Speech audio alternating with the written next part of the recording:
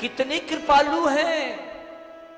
बोले इतने कृपालु हैं, इतने कृपालु हैं कि जिन्होंने महाराज रावण से भी वध करने से पूर्व कम से कम 3 से 4 बार सावधान किया कि रावण अभी भी तुम सुधर जाओ। हनुमान जी को भेजा, अंगद को भेजा, युद्ध के समय भी सावधान किया कि अभी भी कुछ नहीं बिगड़ा है। तो ऐसा है राम जी का स्वभाव।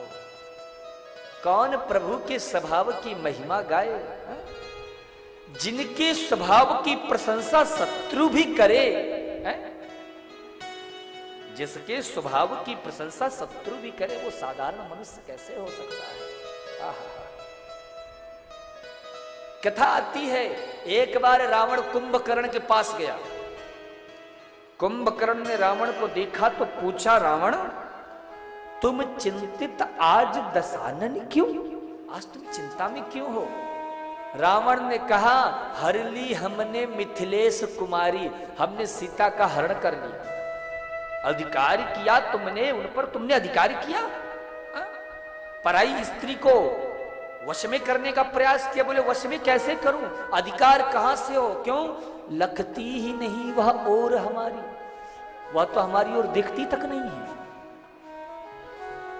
तो कुंभकर्ण बोला, तुम इतने सारी मायाओं को जानते हो, तुम्हें एक उपाय करना चाहिए था। क्या? तब राघव ही न बने तुम क्यों? अरे राम का रूप धर लेते, चले जाते, अधिकार पा जाते। रावण ने कहा, भाई ये भी मैं करके देख चुका। क्यों?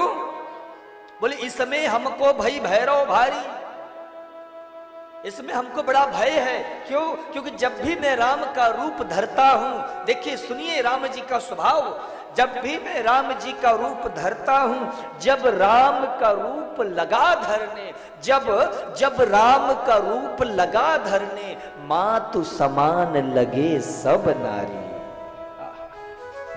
राम का रूप में धर लेता हूं, मेरी राक्षसी बुद्धि है, राक्षसी प्रवृत्ति है, पर राम का रूप धरने से प्रभाव ऐसा होता है कि हर स्त्री में मुझे मां के दर्शन होते हैं। हर स्त्री में मुझे मां के दृष्टा का अनुभव होता है। तो ऐसा है राम जी का स्वभाव। तो बताओ मेरी माताओं, इस संसार में वो कितना दुष्ट होगा, कितना धूर्त होगा, कितना मूर्ख होगा, जो ऐसे कृपालु राम को छोड़ करके और संसार वालों से प्रेम करे। अरे प्रेम भी उससे किया जाता है जो आपसे प्रेम करे। उससे प्रेम करने का क्या फायदा जो आपकी ओर देखे ही नहीं। शेष महेश गणेश दिनेश सुरेश हो जाए निरंतर ध्यावे, ताही अखंडे अनंत अनादि अक्षिद्य अवैद्य सुवेद बतावे। अनारद से सुख व्यास रहे, पचिहारी पुनि कोई पार न पावे। और ताही अहीरे की छोहरिया, छछिया भरी छाछे पे नाचे नचावे। इन गोपियों में क्या विशेषता थी? बोलो ना मेरी माताओं, क्या विशेषता थी इन ब्रजांगनाओं में कि मेरा कन्हैया इनके पीछे पीछे नाचता रहता था? क्या ये बहुत सुंदर थी? क्या ये बहुत सुंदर थी, रूपवती थी? बिल्कुल नहीं। तो बोले उच्च कुल की रही होगी। बोले गांव की गवारियां थी, दही माखन मथुरा जाके बेचती थी। तो ना ही सुंदरता पे प्रभु रिझते हैं और ना ही मेरी माताओं हमारे सरकार किसी के पैसे रुपये पे रिझते हैं। आप भगवान के सामने लाखों करोड़ों रुपए धर दो, आपके अंदर भाव नहीं है, श्रद्धा नहीं है, तो कोई फायदा नहीं है। और प्रेम पूर्वक पत्रम पुष्पम फलम तोयम यो में भक्त्या प्रयच्छति। पत्र पुष्प फल जो भी अर्पित कर दोगे मेरे सरकार बहुत समझ के ग्रहण कर लेंगे। अब इसका मतलब ये मत करना भाव का मतलब अरे भगवान तो भाव से रिझते हैं। अच्छा भाव से रिझते हैं तो महाराज अपनो हलवा खा रहे हो गाजर का, ठाकुर जी के सामने रेवड़ी और मिश्री डाल दो, प्रभु हम बड़े भाव से आपको भोग करा रहे हैं। भगवान भी इतने होशियार है कि अभी अभी ये गाजर का हलवा खा के आया है और हमारे पास आगे कहता तेरा तुझको अर्पण क्या लागे मेरा, और वैसे कह करके वो 2 रेवड़ी जो है चढ़ा दिया। तो भगवान कहते हैं मोहि कपट छल छिद्रे न भा, मुझे न कपट प्रिय है, न छल पता है और न ही छिद्र। छिद्र किसे कहते हैं? मटके में पानी लो और उसमें छिद्र हो, है ना, कहीं और आपने ध्यान न दिया हो। अब 40 रुपए का मटका मार्केट से लेके आए भैया, ठंडा ठंडा पानी पिएंगे और रखा, सुबह से लेके शाम तक पानी रहा, चलो अब ठंडा हो गया को पिए, तो जाके देखा उसमें एक गिलास भी जल नहीं शेष था। तो इसलिए भगवान कहते हैं कि मुझे ना कपट ना छल और ना छिद्र, ये 3 चीज मुझे नहीं प्रिय है। तो क्या प्रिय है प्रभु को? बोले एक बार साधक आके कह दे राम जी मैं, हम तुम्हारे थे प्रभु जी, हम तुम्हारे हैं, हम तुम्हारे ही रहेंगे ओ मेरे प्रियतम, हम तुम्हारे थे प्रभु जी, हम तुम्हारे हैं,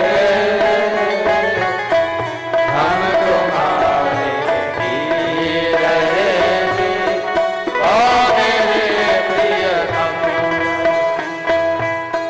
तुम हमारे थे प्रभु जी, तुम हमारे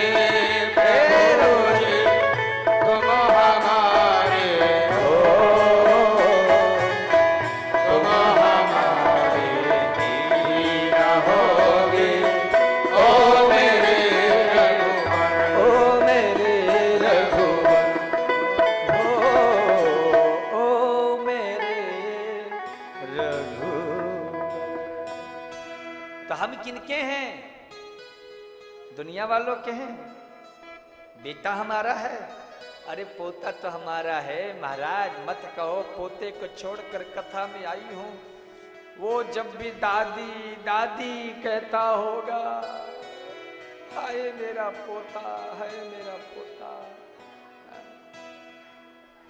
एक भगत जी थे, उन्होंने कहा महाराज अब वैराग्य आ गया है। क्यों?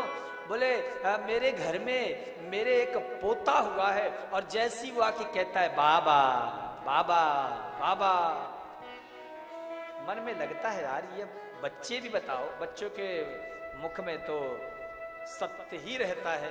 अब ये बच्चे भी कह रहे हैं कि अब तो बाबा बन जाओ, कब तक घर का बोझा ढोगे? तो मैंने कहा समस्या क्या है? बोले महाराज कुछ दिनों बाद बेटी के घर में बेटा हो गया।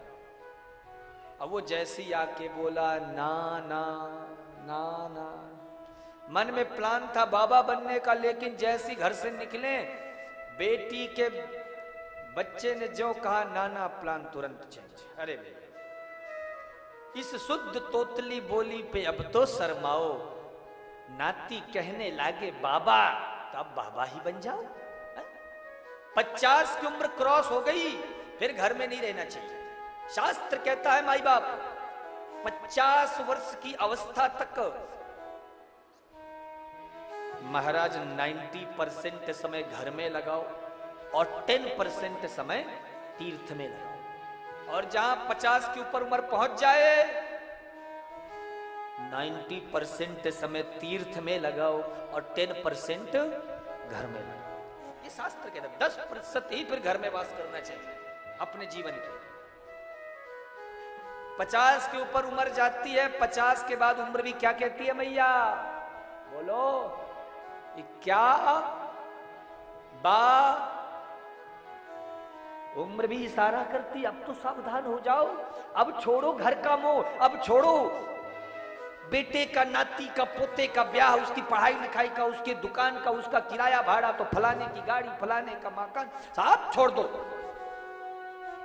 महाराज आप तो कह दिए, लेकिन पेट कौन भरेगा? बोलो, प्रश्न उठता है आजकल के कलयुगी भक्तों को। भैया चले तो गए, लेकिन वहां जाके करेंगे क्या, खाएंगे क्या? अरे साहब, जब दांत नहीं तब दूध दियो, अब दांत दियो कछु और भी दो। बच्चे के मुंह में दांत नहीं होता ना, तो परमात्मा उसके लिए अनायास दूध की व्यवस्था करता है।